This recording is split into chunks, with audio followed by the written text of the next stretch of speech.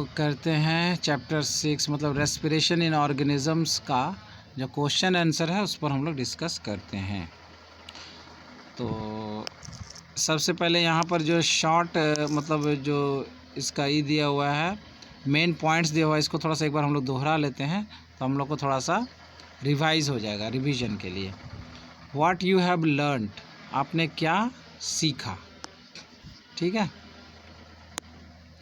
तो यहाँ पे है respiration is essential for survival of living organisms, it releases energy from the food. Respiration सभी जीवित प्राणियों के लिए आवश्यक है क्योंकि इससे एनर्जी रिलीज होता है फूड के अंदर से, है ना, यानी फूड से एनर्जी रिलीज करने के लिए ज़रूरी है। The oxygen we inhale is use to break down glucose into carbon dioxide and water, energy is released in the process. तो ये जो होता है ऑक्सीजन जो हम लोग सांस लेते हैं वो किस काम आता है, तो वो इस काम में आता है कि खाना को जो है वो भोजन को ब्रेक डाउन, ग्लूकोज को छोटे टुकड़ों में बांटने में काम आता है, जिसके फलस्वरूप क्या होता है, एनर्जी भी निकलता है। The break down of glucose occurs in the cells of an organism, और ये जो ग्लूकोज का ब्रेक डाउन है वो पेट में, हमारे पेट में नहीं होता है या इसके एब्डोमेन में, आमाशय में नहीं होता है, बल्कि हर सेल के अंदर होता है। If the food is broken down, मतलब लोगों के दिमाग में ये होता है कि जब हम खाना खाते हैं या कोई जीव खाना खाता है तो उसके पेट में जाता है तो ज़रूर एनर्जी भी पेट में से ही निकलता होगा, ऐसा थिंकिंग हो सकता है।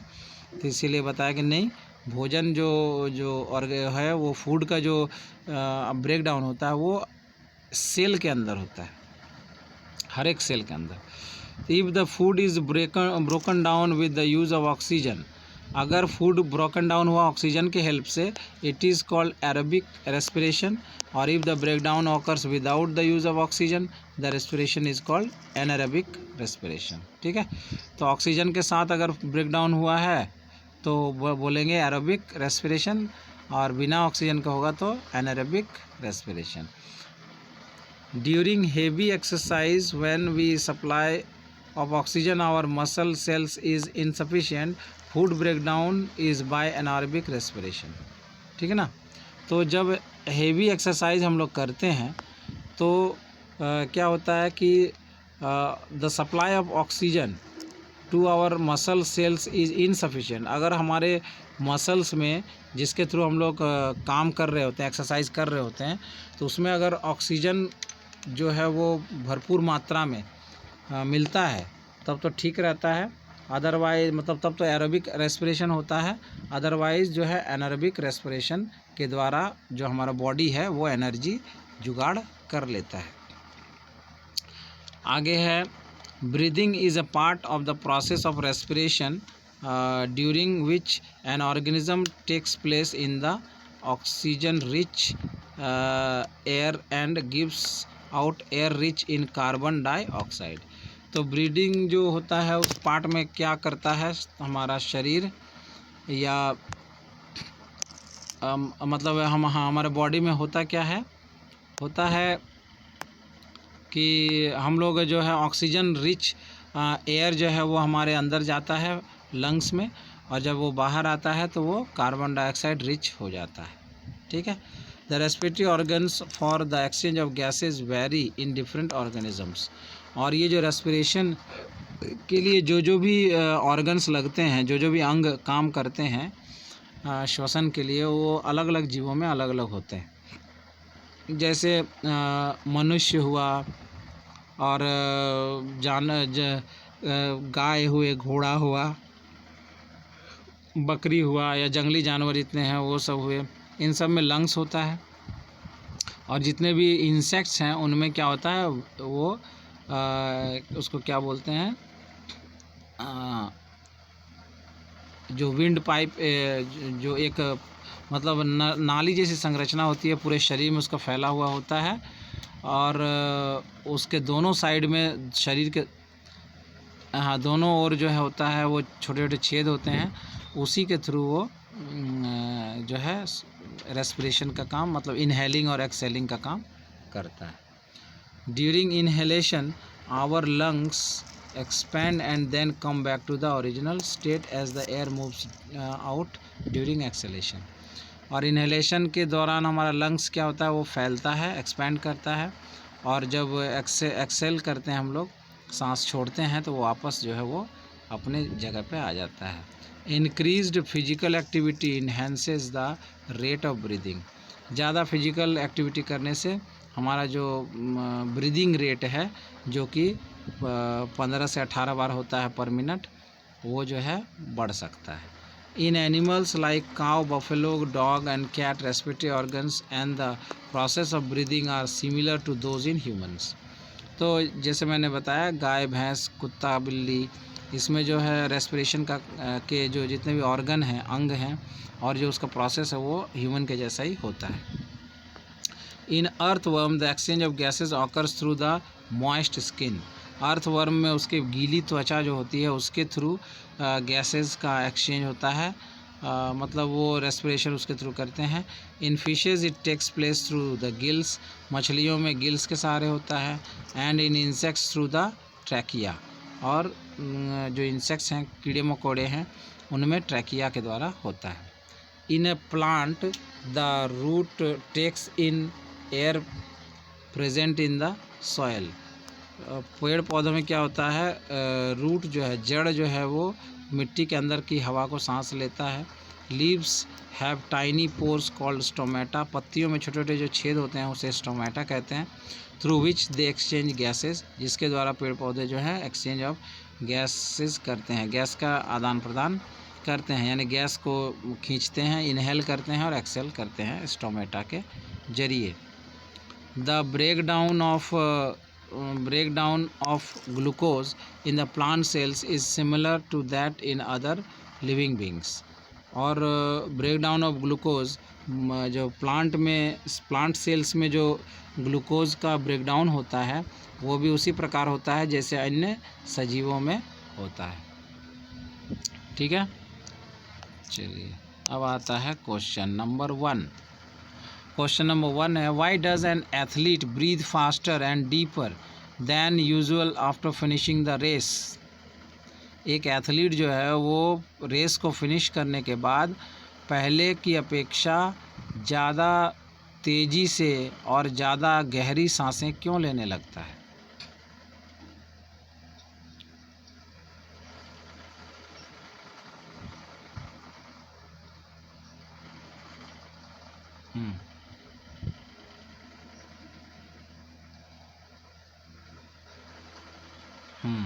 सही है।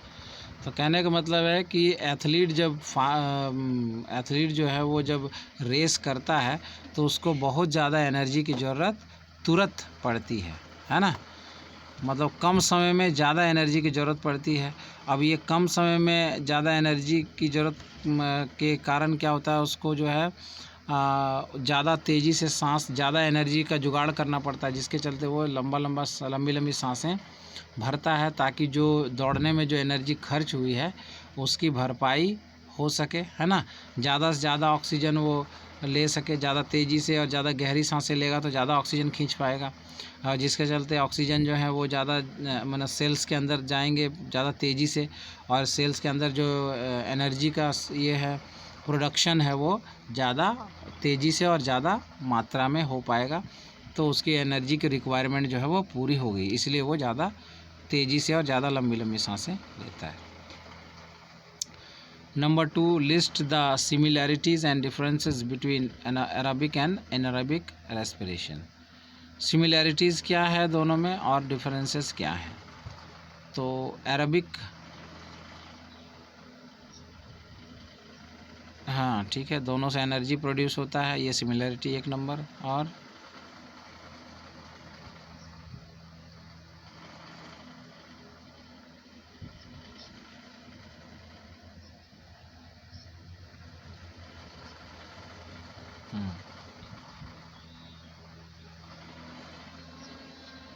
ठीक, तो ये हो गया। तो पहला सिमिलैरिटी ये हो गया अरबिक और एनारबिक में कि दोनों जो हैं सिमिलैरिटीज़ ये है कि दोनों ही एनर्जी का प्रोडक्शन करते हैं, ठीक है।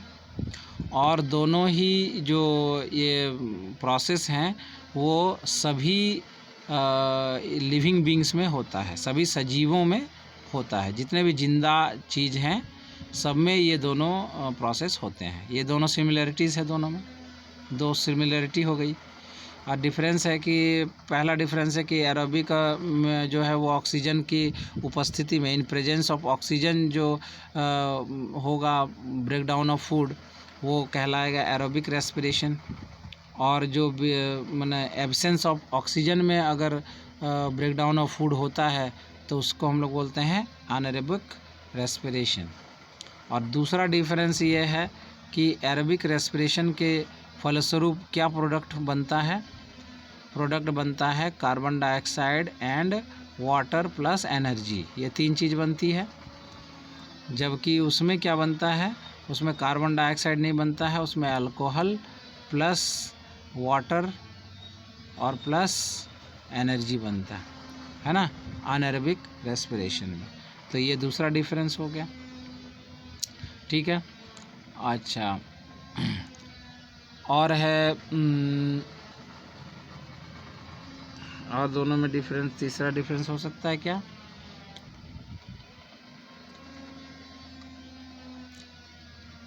एरोबिक, अच्छा ठीक है, फिलहाल तो नहीं है।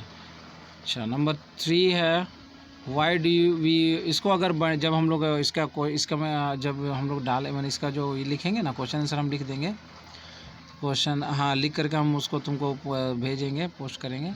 तो उसमें जो है बढ़िया से और ढूंढ डाल कर जितना भी और डिफरेंस हो सकेगा उसको देखा जाएगा। नंबर 3 है why do we often sneeze when we inhale a lot of dust laden air. हम लोग जो है धूल से भरी जो वायु जो है जब सांस में लेते हैं ज़्यादा मात्रा में तो हमें छींक आ जाती है, ऐसा क्यों? हाँ,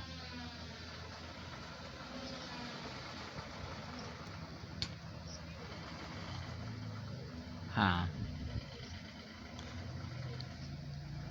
हम्म, हम्म,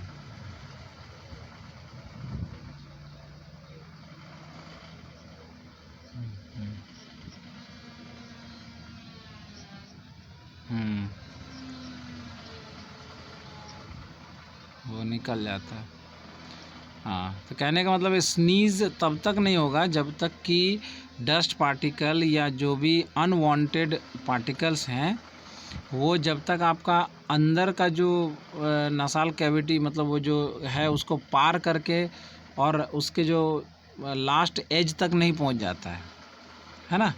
उसके एज में भी एक वहाँ पे भी एक ग्लू जैसा जो है वो ये रहता है, मटेरियल रहता है नोज़ के अंदर साइड में कैविटी का लास्ट में, ठीक है ना।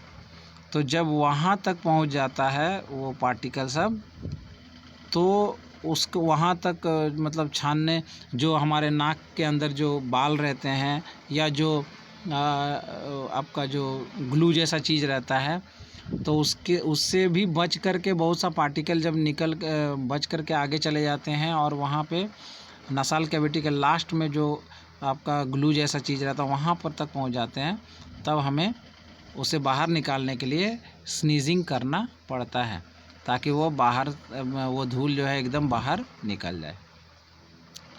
नंबर 4 है take 3 test tubes, fill 3/4 of each with water. 3 test tube लेना है, तीनों को 3/4 भर देना है वाटर से। उसमें label them A, B and C, उनको A और B और C का लेबल दे देना है। Keep snail in test tube A, एक स्नेल रखिए टेस्ट ट्यूब A में, a water plant in test tube B में, और in C keep snail and water plant both. Which test tube would have the highest concentration of CO2।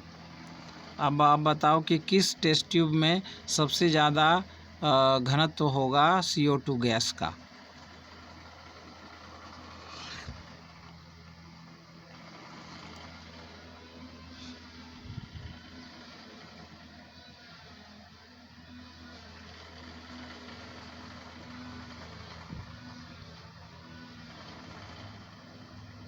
क्यों?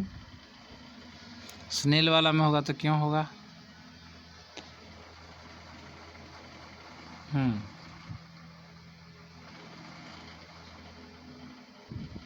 Plant नहीं करेगा।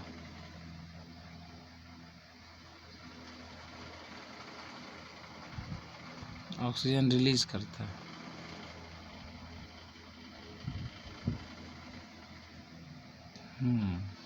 सही बात है।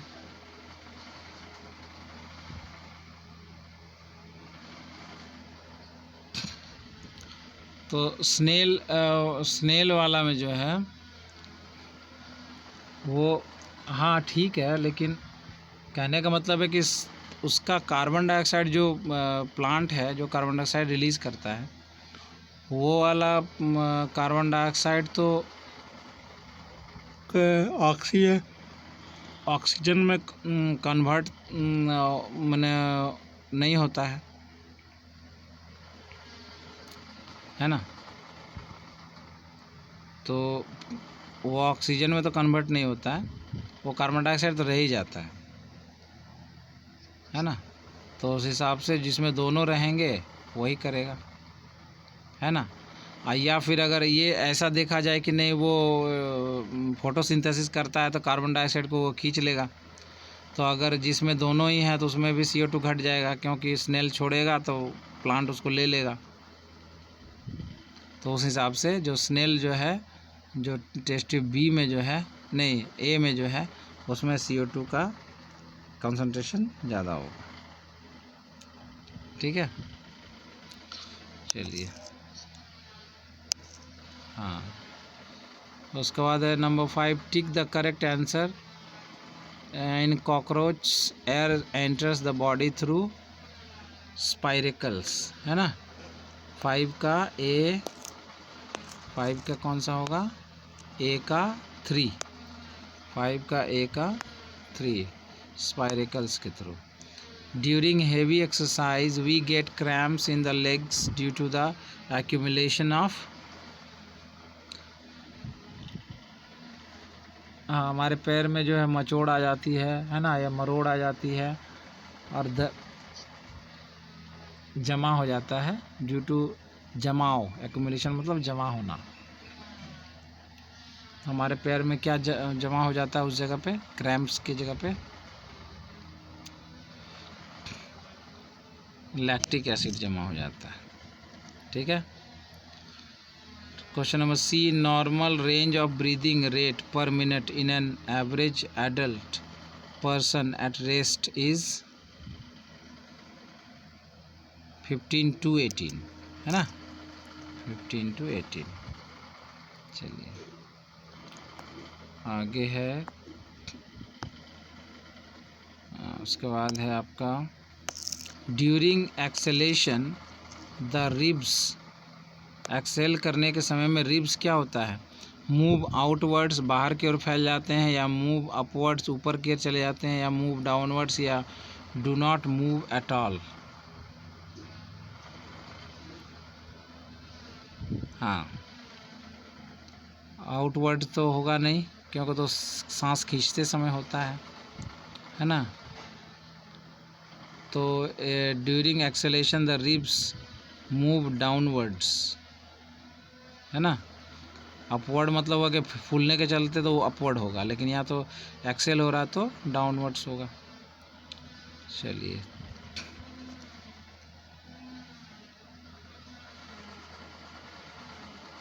उसके बाद है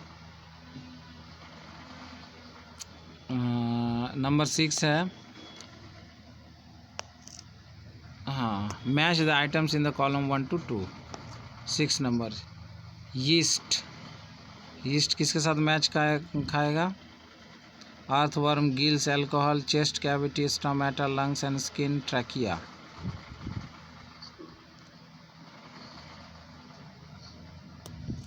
यीस्ट का होगा अल्कोहल, अल्कोहल बनाने में मदद मिलता है। डायफ्राम, डायफ्राम कहाँ पे होता है, चेस्ट कैविटी में होता है।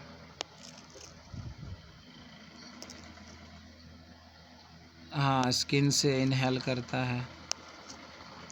लीव्स, स्टोमेटा होगा। फिश का गिल्स होगा। और फ्रॉग का लंग्स एंड स्किन, है ना, लंग्स एंड स्किन दोनों होगा। चलिए तो ये हो गया। और भी है क्या 7 नंबर में कुछ है? True false. चलिए ट्रू फॉल्स चलते हैं। Number 7 mark T. अच्छा, during heavy exercise the breathing rate of a person slows down. True or false? False. Plants carry out photosynthesis only during the day and respiration only at night. True or false?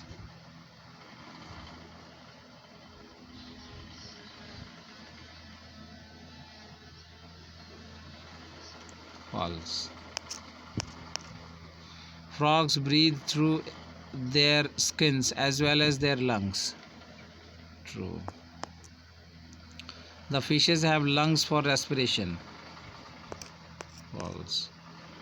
The size of the chest cavity increases during inhalation.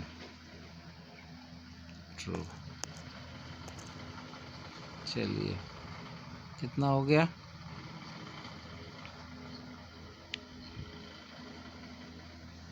अच्छा, number 8 क्या है? Below is a square of letters. ठीक ना, इसमें आपको, अच्छा उसको बाद में करते हैं, पहले नंबर 9 जो है वो देख लेते हैं।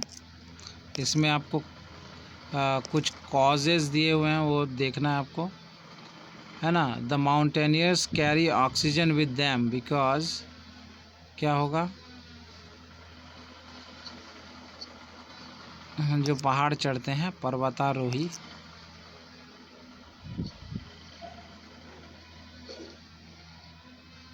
हाँ, एल्टीट्यूड में ऑक्सीजन का डेंसिटी घट जाता है।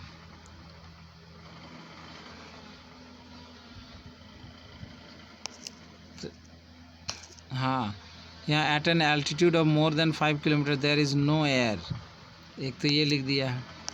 दूसरा, the amount of air available to a person is less than that of that available on the ground, ये भी। हाँ, the temperature of air is higher than that on the ground and the pressure of air is higher than that on ground. कौन सा होना चाहिए? B होना चाहिए। सही बात है, मतलब जितनी हवा नीचे में उपलब्ध होती है उससे कहीं कम हवा पहाड़ों के ऊपर उपलब्ध होती है ना। इसलिए उनको अपने साथ क्या ले जाना पड़ता है? ऑक्सीजन के सिलेंडर्स,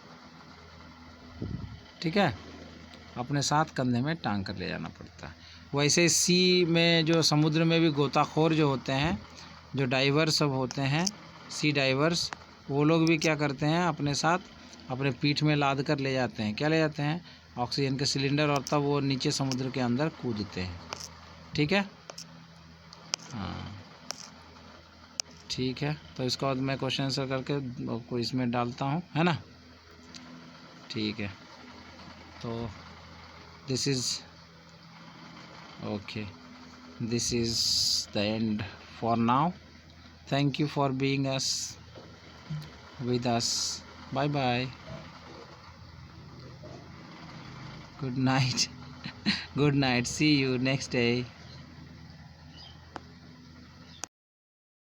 चलिए, तो यहाँ पे पहले क्वेश्चन का जो आंसर है आपको ये सर्व कर देता हूँ।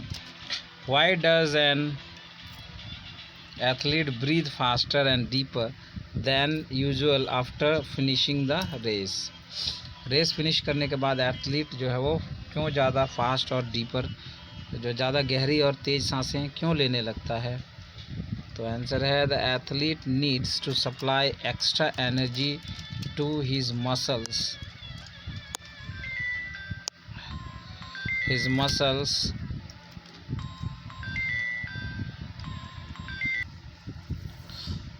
चलिए, तो athletes needs to supply extra energy to his muscles. Athlete को जो है अपने मसल्स को एक्स्ट्रा एनर्जी प्रोवाइड करानी पड़ती है ना, जिसके कारण क्या होता है?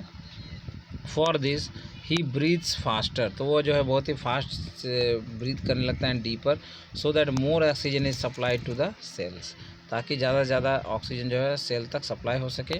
And this speeds up the break down of food and as a result more energy is released, जिससे ज़्यादा से ज़्यादा एनर्जी जो है वो रिलीज़ हो पाती है।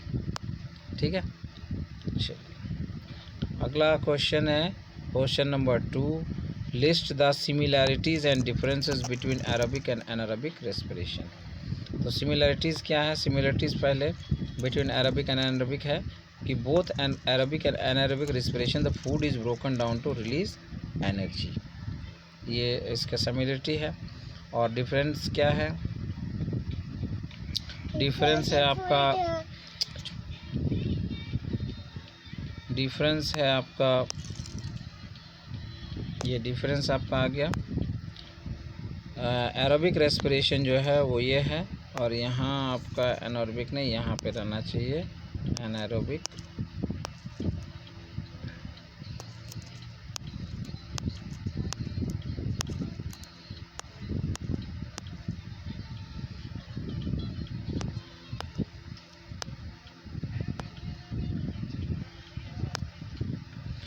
तो एरोबिक रेस्पिरेशन में क्या होता है? It is the process of break down of food in presence of oxygen. Aerobic में क्या होता है? ब्रेक डाउन ऑफ फूड जो होता है वो ऑक्सीजन की उपस्थिति में होता है ना, प्रेजेंस ऑफ ऑक्सीजन के।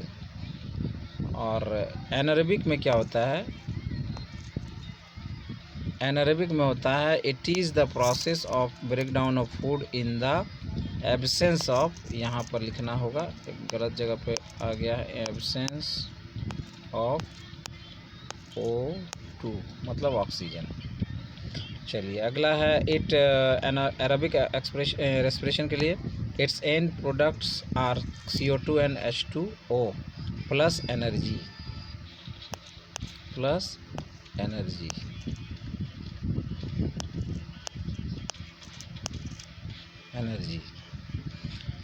और एरोबिक रेस्पिरेशन का जो एंड प्रोडक्ट है, अंत में क्या बनता है? वो जो food to break down food का होता है, तो क्या प्रोडक्ट बनता है? CO2 गैस निकलती है, वाटर और एनर्जी जो है वो निकलती है। एनारोबिक रेस्पिरेशन में क्या होता है?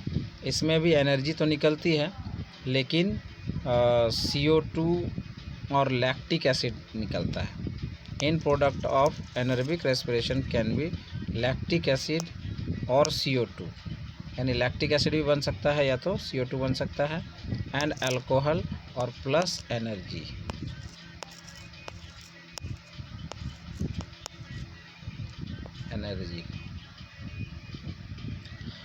उसके बाद एरोबिक है it takes longer time to release energy. आपका इसमें जो होता है एरोबिक रेस्पिरेशन में ज़्यादा समय लगता है एनर्जी रिलीज़ करने में, जबकि it is a fast process as compare to aerobic respiration. तो एनारोबिक रेस्पिरेशन जो होता है वो काफ़ी फास्ट रेस्पिरेशन होता है, क्योंकि ये आप अक्सर जो है वो इमरजेंसी में ही ये रेस्पिरेशन होता है ना। जब आपको इमरजेंसी में तुरंत जो है एनर्जी चाहिए होती है, तभी आपका एनारोबिक रेस्पिरेशन होता है। चलिए अगला है aerobic respiration it produces large amount of energy. लेकिन एरोबिक रेस्पिरेशन में क्या होता है? ये प्रोसेस धीमा तो है, लेकिन काफ़ी बड़ी मात्रा में एनर्जी जो है वो पैदा होती है, जबकि एनारोबिक रेस्पिरेशन ये काफ़ी फास्ट होती है, लेकिन काफ़ी कम मात्रा में इसमें एनर्जी निकलता है। एग्जाम्पल्स जो है वो एरोबिक रेस्पिरेशन का है it occurs in most plants and animals, अधिकतर प्लांट और एनिमल्स में होता है। एंड और ये जो है एनारोबिक रेस्पिरेशन जो होता है वो अधिकतर यीस्ट, बैक्टीरिया और ह्यूमन मसल सेल्स एट्सेट्रा में होता है। ठीक है, चलिए ये हो गया आपका। अब आगे चलते हैं question number 3, why do we often sneeze. हम लोग अक्सर क्यों छींक आ जाती है हमें जब हम लोग धूल से भरी हवा या वायु जो है सांस के रूप में अंदर खींचते हैं, इनहेल करते हैं। तो उसका कारण है कि sneezing expels the foreign particles from the inhaled air। Sneezing से क्या होता है कि उसके हमारे जो नाक से होकर के उसके अंतिम छोर तक जो फॉरेन पार्टिकल्स जो हैं वो डस्ट और पार्टिकल्स जो हैं वो चले जाते हैं, so that only clean air enters our body. तो उसे जो है स्नीजिंग जो है उसे बाहर निकाल देता है ताकि हमारे बॉडी में जो है वो क्लीन एयर जो है वो अंदर प्रवेश कर सके लंग्स में। इट यूजुअली ऑकर्स बिकॉज, ये अक्सर इसलिए होता है क्योंकि because of the irritation in the upper breathing passage. जो नसाल कैविटी होती है उसके ऊपर जो है जो डस्ट पार्टिकल्स हैं उसके चले जाने के कारण इरिटेशन पैदा होती है। And this irritation happens when we inhale some unwanted particles and they get trapped in our nasal cavity. ठीक है, तो smoke, dust, pollen etcetera are some of the unwanted particles that may cause sneezing. तो ये जो है irritation होने के कारण हमें स्नीज़ आती है और वह हमारा फाइनल जगह रहता है जहाँ के बाद वो सीधे लंग्स में एंटर कर जाएगी। इसलिए हमारे बॉडी में ऐसा मैकेनिज़्म रहता है कि वहाँ के जो नसाल कैविटी की जो स्किन रहती है वो इतनी ज़्यादा सेंसिटिव रहती है कि वो हल्की बहुत ही सूक्ष्म जो स्मॉल पार्टिकल्स जो होते हैं उनसे भी वो इरिटेट हो जाती है और हमें स्नीजिंग के लिए प्रोवोक करती है। और इसलिए ताकि वो मतलब जितना हद हो सके छोटा से छोटा पार्टिकल भी अंदर ना जा सके, इसलिए हमें जोर की स्नीजिंग आती है, छींक आती है, जिससे वो लगभग सारा पार्टिकल बाहर निकल जाए। क्वेश्चन नंबर 4 देखते हैं। इसमें 3 टेस्ट ट्यूब्स, 3 टेस्ट ट्यूब लेना है, 3/4 वाटर ईच वाटर, उसमें 3/4 वाटर भरना है। ABC उसमें लिख देना है। Keep a snail in test tube. A में एक घोंघा डाल देना है। A water plant in test tube B. Test tube B में एक वाटर प्लांट डाल देना है और सी में दोनों को डाल देना है, एक घोंघा और एक प्लांट दोनों ही डाल देना है। अब आपको बताना है कि which test tube would have the highest concentration of CO2। किसमें जो है सबसे ज़्यादा CO2 का कॉन्सेंट्रेशन रहेगा। तो आंसर होगा ए में। तो आंसर है ए। क्यों? Test tube A will have the highest concentration of CO2। जिसमें स्नेल है उसमें CO2 हाईएस्ट होगा। क्यों? This is because test tube A contains snail. Snail is an organism that breathes O2 and breathes out CO2। तो snail एक जीव है जो कि ऑक्सीजन सांस में लेता है और कार्बन डाइऑक्साइड छोड़ता है।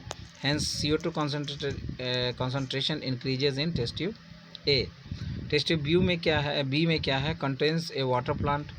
टेस्ट ट्यूब बी में वाटर प्लांट है which takes in CO2 for food synthesis and gives out O2, और जो कि कार्बन डाइऑक्साइड खुद खींचता है और O2 देता है, आउट बाहर निकालता है। Hence more O2 concentration is found in test tube B. तो टेस्ट ट्यूब बी में आपको ऑक्सीजन की कॉन्सेंट्रेशन ज़्यादा मिलेगी। टेस्ट ट्यूब सी में contains both a snail and a plant, और टेस्ट ट्यूब सी में दोनों ही मिलेंगे आपको। तो CO2 produced by the snail is utilized by the plant for its food synthesis. तो अब स्नेल तो ये CO2 छोड़ता है, लेकिन वहाँ पे प्लांट है जो उसे अडॉप्ट कर लेता है और उसे फूड सिंथेसिस में यूज कर लेता है। तो इस तरह से उसका जो CO2 का कॉन्सेंट्रेशन है टेस्ट ट्यूब सी में वो कम ही रहेगा। Therefore test tube A has the highest concentration of CO2। इसीलिए ए में सबसे ज़्यादा कॉन्सेंट्रेशन CO2 का रहेगा।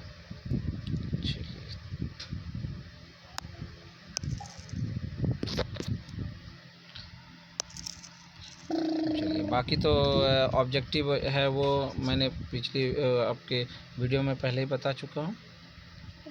तो ठीक है, तो दोस्तों जो है चैनल को ज़रूर सब्सक्राइब कर लेंगे और लाइक शेयर और बेल आइकन को भी ज़रूर दबा देंगे। Thank you. मेरे चैनल को सब्सक्राइब करने के लिए सबसे पहले लाल रंग के सब्सक्राइब ऑप्शन को टच कर लें। फिर मेरे हर वीडियो की नोटिफिकेशन आपको जल्द से जल्द मिल सके, इसके लिए बेल आइकन को प्रेस कर लें, उसमें से ऑल बेल आइकन को प्रेस कर लें। वीडियो को लाइक करने के लिए अप थंब ऑप्शन को प्रेस कर लें और दोस्तों को शेयर करने के लिए शेयर ऑप्शन को भी प्रेस कर लें।